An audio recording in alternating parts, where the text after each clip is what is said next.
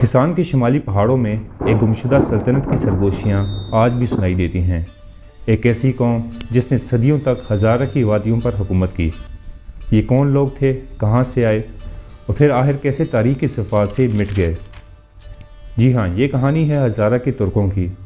ہزارہ میں باہر سے آنے والی سب سے قدیم ترین قوم۔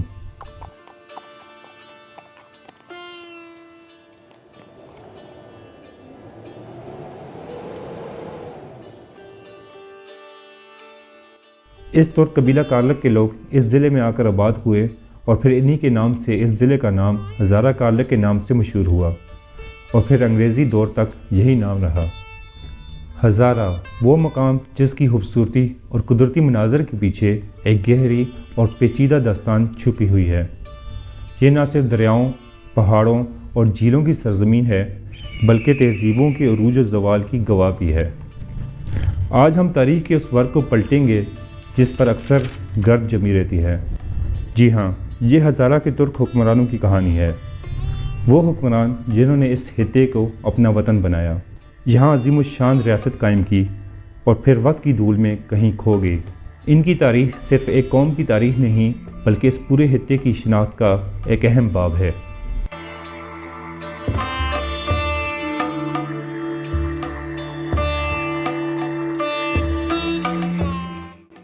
ترکوں نے 8ویں اور 10ویں صدی عیسوی کے درمیان اسلام قبول کیا۔ ہزارہ گزیٹیئر سن 1907 کے بیان کے مطابق ہزارہ کے کارلک ترک ان ترکوں کی اولاد سے ہیں جن کو امیر تیمور نے 14ویں صدی عیسوی کے آخر میں ہندوستان کے حملے سے واپسی پر ہزارہ میں بسا دیا تھا۔ ایک ایسا وقت بھی تھا جب ان کی غالب اکثریت حکومت تھی، لیکن پھر آہستہ آہستہ پٹھان اور دیگر اقوام نے ان کو اپنی جائیداد و ملکیت سے بے دخل کر دیا۔ اس قوم کی عروج زوال کی داستان سمجھنے کے لیے ہمیں تاریخ میں تھوڑا پیچھے جانا ہوگا۔ یہ 12ویں صدی کا اختتام تھا۔ وسطی ایشیا سے اٹھنے والا طوفان ہندوستان کے دروازوں پر دستک دے رہا تھا۔ شہاب الدین غوری کی قیادت میں ترک لشکر برصغیر کی تقدیر بدلنے آ رہے تھے۔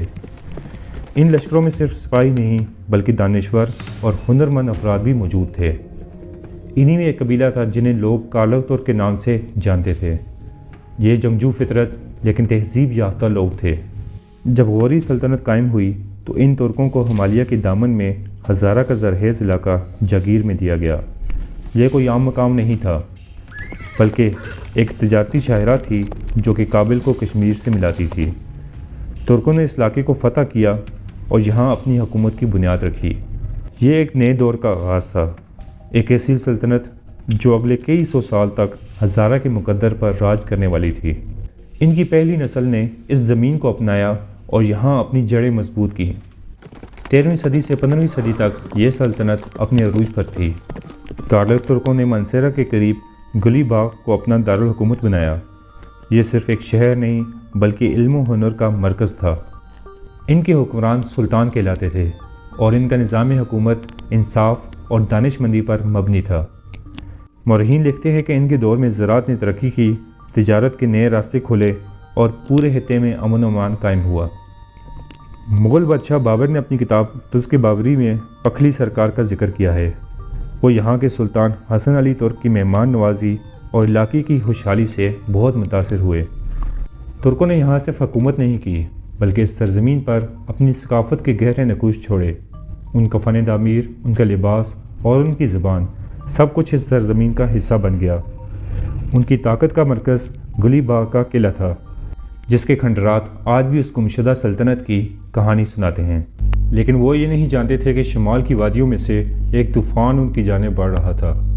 16ویں صدی کے آغاز میں سوات کی وادی سے یوسفزئی پختونوں کے ساتھ آئے ہوئے سواتی قبیلے نے دریائے سندھ کو عبور کرنا شروع کیا۔ اس سواتی قوم کے سردار سلطان پکھل کے نام پر ہی اس علاقے کو بعد میں پکھلی سرکار کہا جانے لگا۔ ابتدا میں تو ترکوں نے انہیں معمولی خطرہ سمجھا، لیکن یہ حملہ آور کوئی عام لٹیرے نہیں تھے بلکہ ایک نئی ریاست قائم کرنے کا عزم رکھتے تھے۔ ترکوں اور سواتیوں کے درمیان ایک طویل اور خونی جنگ کا آغاز ہوا۔ یہ جنگ دہائیوں تک جاری رہی، کبھی ترکوں کا پلہ بھاری ہوتا تو کبھی سواتیوں کا۔ ہزارہ کی وادیاں میدان جنگ بن گئیں۔ گلی باغ کا قلعہ بار بار حملوں کی زد میں آتا رہا۔ ترک بہادری سے لڑتے رہے لیکن ان کی طاقت آہستہ آہستہ کمزور پڑتی رہی۔ ان کے آخری حکمران سلطان محمود ترک نے اپنی سلطنت بچانے کی ہر ممکن کوشش کی، مگر ہر طرف سے گھیرے جانے کے بعد ان کی گرفت کمزور سے کمزور ہوتی چلی گئی۔ یہ ترک سلطنت کے زوال کا آغاز تھا، ایک ایسا زوال جو انہیں گمنامی کی طرف لے جا رہا تھا۔ آخرکار وہ دن آ گیا جب پکھلی سرکار کی شمع بجھ گئی۔ ایک فیصلہ کن جنگ کے بعد سواتیوں کو فتح نصیب ہوئی، ترکوں کو شکست ہوئی اور ان کا دارالحکومت گلی باغ تباہ کر دیا گیا۔ ہزاروں ترک مارے گئے اور جو بچ گئے وہ پہاڑوں میں پناہ لینے پر مجبور ہو گئے۔ ترکوں کی یہ حکومت سن 1399 سے لے کر 1668 تک رہی۔ اس کے بعد اس قوم کے کچھ ہی افراد باقی رہے، جن کی آبادی علاقہ منکرائے تحصیل ہری پور اور علاقہ بحالی تحصیل مانسیرہ میں موجود ہے۔ وقت گزرتا گیا، شکست خوردہ ترک قبیلے بکھر گئے۔ کچھ نے اپنی شناخت چھپا کر جیتنے والوں میں شمولیت اختیار کر لی اور سواتی، گجر یا دوسرے قبائل کا حصہ بن گئے۔ کچھ خاندان کشمیر اور پنجاب کی طرف ہجرت کر گئے۔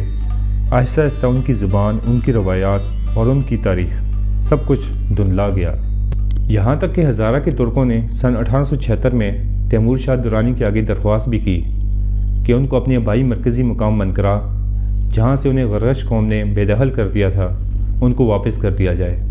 لہٰذا ان کی یہ درخواست منظور ہوئی اور اب وہ منقرہ جو اس ضلع میں ترکوں کا صدر مقام ہے وہاں آباد ہیں، لیکن ان کی گزشتہ شان و شوکت ختم ہو چکی ہے۔ وہ لوگ جو کبھی اس سرزمین کے حاکم تھے اب اسی زمین پر اجنبی بن چکے تھے۔ ان کی اولادیں آج بھی ہزارہ کے مختلف علاقوں میں آباد ہیں، لیکن زیادہ تر کو اپنی شاندار ماضی کا علم تک نہیں۔ وہ نام جو کبھی طاقت اور حکمرانی کی علامت تھا اب صرف چند تاریخی کتابوں اور خاندانی شجروں تک محدود ہو کر رہ گیا ہے۔